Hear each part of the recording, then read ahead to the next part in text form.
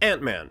Though the name might not sound as impressive as Iron Man or Spider-Man, this superhero could just secretly be the most powerful Avenger there is. He can manipulate the size of his body to become the size of a subatomic particle, or as big as a cruise ship, but that is hardly the breadth of his power. So, let's find out all we can about who this man was and how he got his powers before we assess all of his abilities. Well, before we get started, it is worth noting that there are two people who have taken on the mantle of Ant-Man. First was Hank Pym, who through rigorous study and experimentation derived a compound that could shrink and then re-enlarge the object that it was exposed to.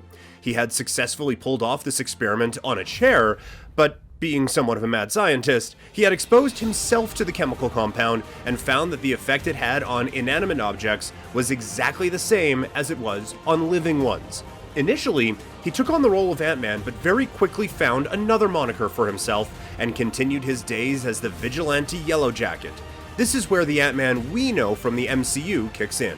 Scott Lang was a former inmate and just released from prison.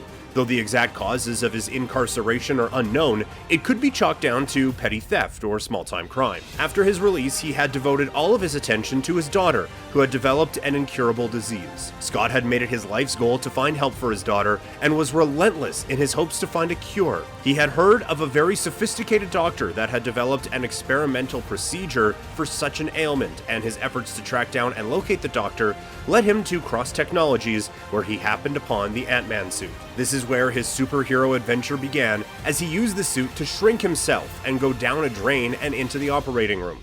The doctor who could save his daughter was being attacked by one of her patients. Scott made use of his small size and army of ants to bring down the man. After the incident, he was approached by Hank Pym, aka Yellow Jacket, who told him that he could keep the suit, as not only did he figure out how to use it, but also use the powers to save the day. The world could always use another superhero, and that's what Hank saw in Scott.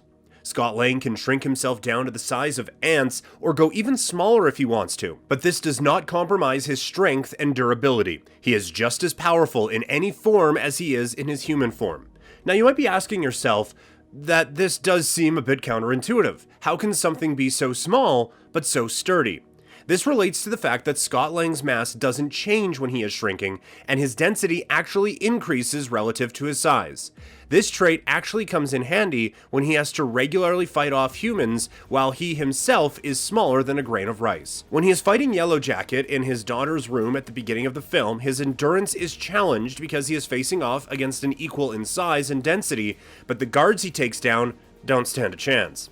Another thing of note here is that Pym particles actually play a vital role in understanding how Ant-Man can change size.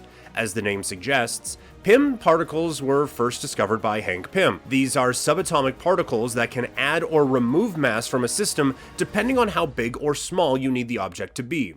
But what most people don't know is that the key to this change is alternate dimensions.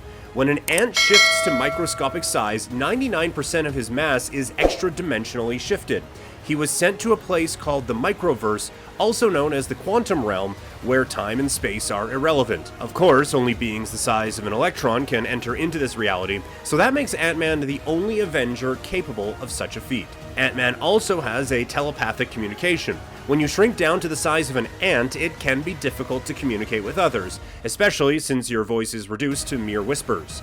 Also, when you're a human trying to communicate with ants, there's a language barrier that exists. Ant-Man uses technologically advanced gear, and that really is the center of his powers, so he used this in some capacity to set up communication with ants and other insects. This is why Hank Pym developed a helmet that uses cybernetic technology and amplifies the ability of humans to interact with ants and other insects. It produces electromagnetic signals that can be picked up by ant pheromones. This makes it easier for Scott to persuade ants and perform tasks to assist him in battle. Besides shrinking himself down, Ant-Man can also achieve the opposite and become a Goliath of sorts. While Hank had found a version of the Pym particles that causes the exposed object to grow to gigantic heights, while shrinking in size forces Ant-Man to relieve mass into the extra dimension, with his Goliath form, he actually needs to retrieve mass from there. This mass can reinforce his bones and muscles, allowing him to sustain under his own weight. He can grow several feet tall and achieve nearly the height of the tallest buildings in New York City.